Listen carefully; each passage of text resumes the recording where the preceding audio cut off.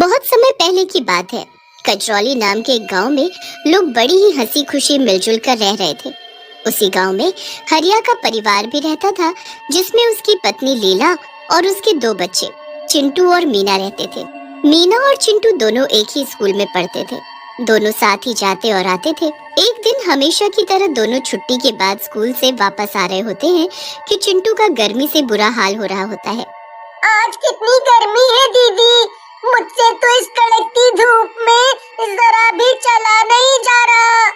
गर्मी तो मुझे भी लग रही है, पर हम कर भी क्या सकते हैं। बस जल्दी जल्दी चलते हैं ताकि घर भी जल्दी से पहुंच सके। चिंटू और मीना जल्दी जल्दी चलने लगते हैं और घर पहुंचने वाले होते हैं कि तभी उन्हें एक आइसक्रीम वाली दिखाई देती है। आइसक्रीम ले लो, आइसक्रीम, रंग बिरंगी मीठी मीठी ठंडी ठंडी आइसक्रीम ले लो। अरे ये आइसक्रीम वाली कौन है? हमारे गांव में तो कोई आइसक्रीम वाली नहीं है। अरे दीदी वो छोड़ो, आप मुझे बस आइसक्रीम दिला दो। अरे पर मेरे पास पैसे नहीं है, तो मैं तुम्हें कैसे आइसक्रीम दिला दूं? नहीं नहीं, मुझे भी आइसक्रीम चाहिए। मुझे नहीं पता, मुझे आइसक्रीम खानी है। अरे बेटा क्या हुआ, क्यों रो रहे हो? मुझे आइसक्रीम खानी है, पर दीदी है कि मुझे आइसक्रीम दिला ही नहीं रही। अरे आंटी मेरे पास पैसे ही नहीं है, ये है कि समझने को तैयार ही नहीं है। अरे बेटा तो क्या हुआ, तुम मेरे बच्चे जैसे ही तो हो।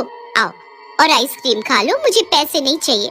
इतना सुनते ही चिंटू खुशी से आइसक्रीम वाली के पास भागता है और रंग बिरंगी आइसक्रीम देखने लगता है। चिंटू माँ बहुत गुस्सा करेगी, मैं बता रही हूँ। ऐसे कभी किसी से बिना पैसे के कुछ नहीं लेना चाहिए। चिंटू अपनी बहन मीना की एक बात नहीं सुनता और लाल रंग की आइसक्रीम हाथ में लेकर उसे खाना शुरू कर देता है। चिंटू ने ऐसी स्वादिष्ट आइसक्रीम कभी खाई ही नहीं होती। वो आइसक्रीम खाने में इतना मगन हो जाता है कि बाकी सब भूल जाता है। मीना उसे बहुत मना करती है, पर वो उसकी एक नहीं सुनता। आइसक्रीम खाने के बाद दोनों बच्चे घर आ जाते हैं। अब ये बात प्लीज किसी को मत बताना, वरना माँ बाबूजी बहुत गुस्सा करेंगे। ठीक है, पर दोबारा ऐसे किसी से आइसक्रीम नहीं लेनी, ठीक है? रात को दोनों बच्चे सो जाते हैं। अगले दिन मीना रोज की तरह सुबह सुबह जल्दी उठ जाती है और उसके बाद चिंटू को जगाने लगती है। उठो चिंटू, कितनी देर हो गई है, जल्दी उठो और नहाओ, स्कूल के लिए देर हो रही है। मीना चिंटू को बहुत उठाती है, पर वो उठता ही नहीं है। उसके बाद मीना गुस्से में चिंटू की चादर उसके मुंह से हटा देती है, तो उसका चेहरा देखकर घबरा जाती है। चिंटू का चेहरा एकदम लाल हो रखा होता है। मीना जोर से चिल्लाती है, माँ बाबा जल्दी आओ, ये देखो चिंटू को क्या हो गया।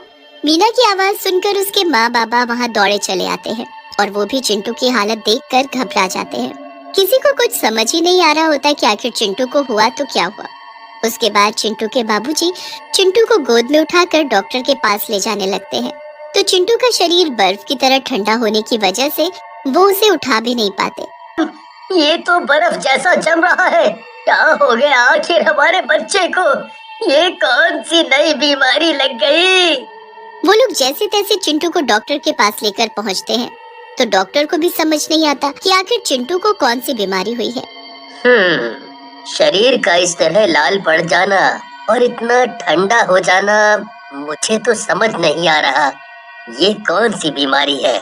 मैंने आज तक न ऐसी कोई बीमारी देखी और न कभी इसके बारे में सुना। चिंटू के माँ बाबा चिंटू को घर ले आते हैं और उसकी घर में ही देखभाल करने लगते हैं। 2-4 दिन ऐसे ही निकल जाते हैं। फिर मीना अकेले ही स्कूल जाना शुरू कर देती है। स्कूल से आते वक्त उसे वही आइसक्रीम वाली आइसक्रीम बेचती दिखती है। मीना उस आइसक्रीम वाली को देखती रहती है। उस आइसक्रीम वाली के पास कुछ गरीब बच्चे खड़े होते हैं, जिनको वो उनकी पसंदीदा आइसक्रीम दे रही होती है। बताओ बेटा, तुम्हें कौन सी आइसक्रीम चाहिए? मीना जब भी छुट्टी के वक्त स्कूल से बाहर आती, तभी उसे वो आइसक्रीम वाली वहीं खड़ी दिखती। पर अजीब बात तो ये थी कि कभी वो बच्चों से आइसक्रीम के पैसे ही नहीं लेती थी। वो हमेशा ऐसे ही बच्चों को आइसक्रीम दे दिया करती थी। एक दिन की बात है, जब मीना स्कूल से घर पहुंची ही होती है कि वो देखती है उसके साथ वाले घर में रहने वाला राजू नाम का एक बच्चा बड़ी ही रंग बिरंगी आइसक्रीम खा रहा होता है। अरे वाह राजू, तेरी आइसक्रीम तो बड़ी सुंदर है। हाँ दीदी, देखो देखो कितनी सुंदर है। अगले दिन सुबह सुबह जब मीना सो रही होती है, तो उसे साथ वाले घर से कुछ लोगों के रोने की आवाज आती है। मीना और उसके माँ बाबा उठकर बाहर जाकर देखते हैं। वो लोग घर के अंदर जाते हैं तो वहाँ राजू बिस्तर पर पड़ा होता है। और उसके माँ बाबा बुरी तरह रो रहे होते हैं। हाय, मेरे बच्चे को क्या हो गया? क्या हुआ भाभी? जब मीना और उसके माँ बाबा राजू की शक्ल देखते हैं तो हक्के बक्के रह जाते हैं। राजू का शरीर रंग बिरंगा हो रखा होता है। ये तो चिंटू जैसा हो गया। वही तो, तुम्हारा बेटा भी अभी तक ठीक नहीं हुआ, क्या अब मेरा राजू भी ऐसा हो जाएगा? नहीं नहीं बहन, तुम ऐसे हिम्मत मत हारो, हम कुछ करेंगे। हम अपने बच्चों की हालत ऐसी नहीं होने देंगे। सब राजू को देखने आने लगते हैं, पर मीना के दिमाग में तो उस वक्त कुछ और ही चल रहा होता है। वो अगली सुबह फटाफट स्कूल पहुंचती है और छुट्टी के बाद मीना जल्दी से स्कूल के बाहर जाकर खड़ी हो जाती है। फिर वो उस आइसक्रीम वाली पर पूरी नजर रखती है। वो औरत जैसे ही आइसक्रीम बेचकर बाग के रास्ते कहीं जाने लगती है तो मीना भी उसके पीछे पीछे जाने लगती है। काफी आगे जाने के बाद वो औरत एक झोपड़ी में जाकर घुस जाती है। उसके बाद मीना चुपके से आगे जाती है और झोपड़ी में झांक कर देखती है तो उसके होश उड़ जाते हैं।